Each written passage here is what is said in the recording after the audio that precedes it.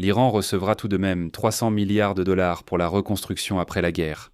Israël est obligé de retirer ses troupes du Liban et de ne plus attaquer le Hezbollah. Et le passage des navires par le détroit d'Ormuz restera payant. De plus, toutes les sanctions, y compris celles au niveau de l'Organisation des Nations Unies, seront levées contre l'Iran et les avoirs iraniens gelés seront débloqués. D'abord les médias arabes, puis aujourd'hui les médias américains ont publié ce fameux accord sur la fin de la guerre entre les États-Unis et l'Iran. Et en le lisant, on en reste bouche bée. Un tel échec et une telle humiliation, l'Amérique n'en avait jamais connu, sans même parler d'Israël. L'accord contient 14 points, et la plupart concernent les concessions faites par les États-Unis et ce que l'Iran va obtenir. En échange, l'Iran promet de mener des négociations sur son programme nucléaire. Trump lui-même a déjà confirmé qu'un fonds de 300 milliards de dollars sera effectivement créé pour l'Iran. Mais il paraît que ce ne seront pas les États-Unis eux-mêmes qui financeront cela, mais certains hommes d'affaires indépendants qui vont reconstruire l'Iran après la guerre. En Israël, on retient son souffle, car l'accord sacrifie absolument tous les intérêts du partenaire des États-Unis. Par exemple, bien que le Hezbollah reste une menace, Israël est obligé de retirer toutes ses troupes du Liban. Ceci serait soi-disant le premier test du réalisme de l'accord, exigé par les Iraniens. Et Donald Trump a accepté cela. Eh bien, dans cet épisode, examinons en détail l'accord entre l'Iran et les États-Unis qui a déjà été publié dans les médias du monde entier. Je m'appelle Alexei Petchi. Discutons ensemble de ce sujet, mais avant de commencer, je vous demande de vous abonner à la chaîne, de liker cette vidéo et de ne pas oublier de laisser votre commentaire sous cette vidéo. Et abonnez-vous à ma chaîne Telegram. Petchi News, le lien se trouve dans la description de cette vidéo. Alors, je vais commencer par la déclaration de Donald Trump lui-même. Hier, il a déclaré que tout le monde verrait bientôt cet accord entre l'Iran et les États-Unis, qui sera signé vendredi. Et à ce moment-là, le média arabe Al Arabiya, puis aujourd'hui CNN et Reuters, ont publié ce fameux projet d'accord. Reuters avait précédemment indiqué que l'accord entre les États-Unis et l'Iran incluait un fonds d'investissement de 300 milliards de dollars. Il s'agit d'un mécanisme d'investissement privé et non d'un programme gouvernemental de reconstruction ou d'octroi de subventions. En somme, Donald Trump a établi un schéma où les entreprises doivent cotiser et payer l'Iran pour sa guerre. Il est prévu que des entreprises des États-Unis, des pays du Golfe Persique, d'Asie, d'Amérique du Sud et d'Afrique puissent participer au financement. Aujourd'hui, Donald Trump a habilement affirmé que ce n'était pas totalement exact. Eh bien, l'Iran recevra bien sûr de l'argent, mais les États-Unis ne vont pas en donner. Citation. Vous savez, les gens peuvent le faire s'ils le souhaitent. Que devons-nous faire? Interdire à quelqu'un d'investir, mais les États-Unis ne participeront pas au financement et ne donneront pas un seul centime pour cela. Oui, interdire à quelqu'un d'investir, mais les États-Unis ne participeront pas au financement et ne donneront pas un seul centime pour cela. Oui. Mais il a été révélé plus tôt que le premier dégel des avoirs iraniens ne sera pas non plus effectué formellement par les États-Unis, mais par le Qatar et les Émirats arabes unis. C'est justement à cause de la menace. Ce sont les sanctions des États-Unis qui ont gelé ces avoirs pendant des années, et tout le monde comprend que sans les concessions de Donald Trump, l'Iran n'aurait rien obtenu du tout. Passons donc au document.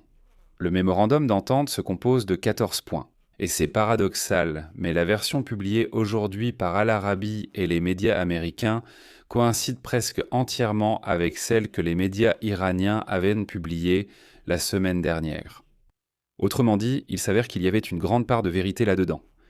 Je tiens à préciser tout de suite que les Américains, après la fuite dans les médias, ont déclaré que certaines formulations de cet accord sont encore en cours d'élaboration et pourraient donc différer de celles qui figurent dans l'accord publié. Mais je ne vais pas faire durer le suspense, je vais tout de suite citer cet accord. Donc, voici le texte complet du projet d'accord entre l'Iran et les États-Unis. Point 1.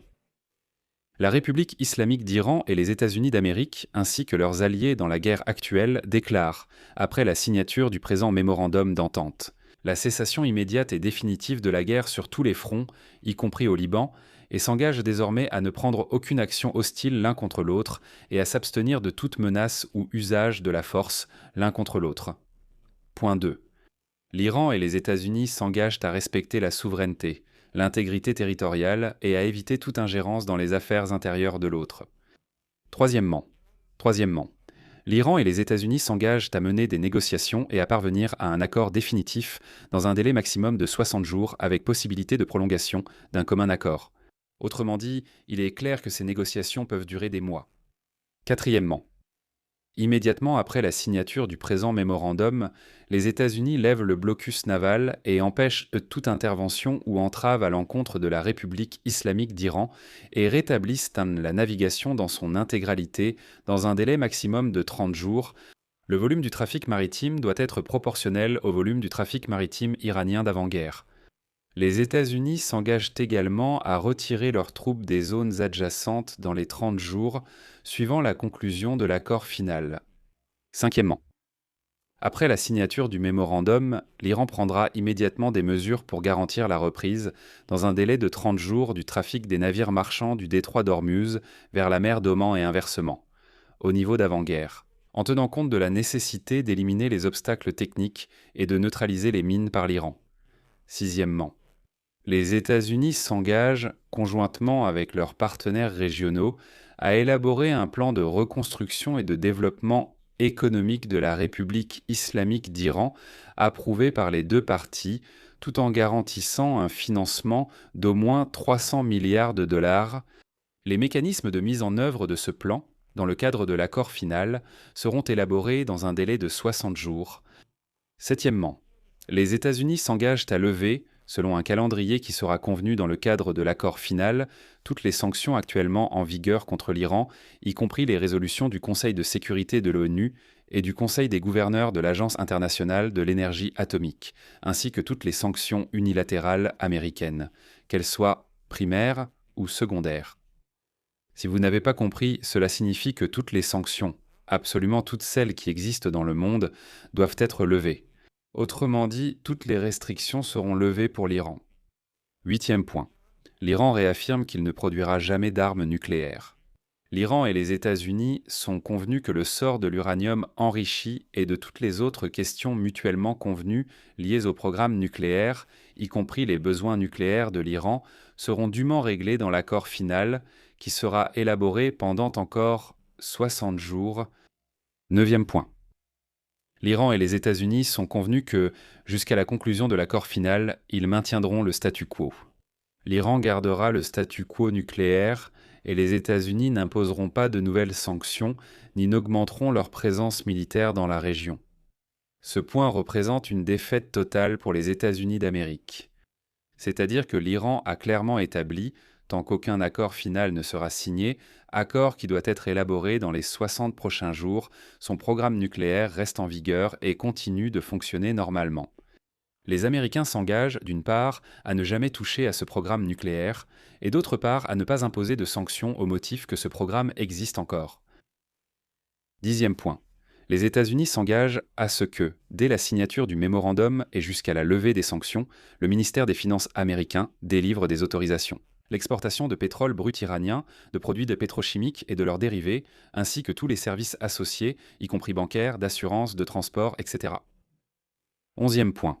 Les États-Unis s'engagent à ce qu'à la lumière des progrès des négociations en vue d'un accord final, les fonds et actifs iraniens gelés ou restreints dans leur utilisation soient débloqués et deviennent entièrement accessibles. Ces fonds, qu'ils soient dans sur le compte principal ou transférés, seront utilisés pour tout paiement final aux bénéficiaires désignés par la Banque centrale d'Iran et seront entièrement disponibles pour utilisation. Les États-Unis s'engagent à délivrer toutes les autorisations et licences nécessaires. Encore une fois, cela signifie le dégel total et complet de tous les avoirs iraniens. Douzièmement. L'Iran et les États-Unis sont convenus de mettre en place un mécanisme pour contrôler la bonne exécution et le respect futur de l'accord final.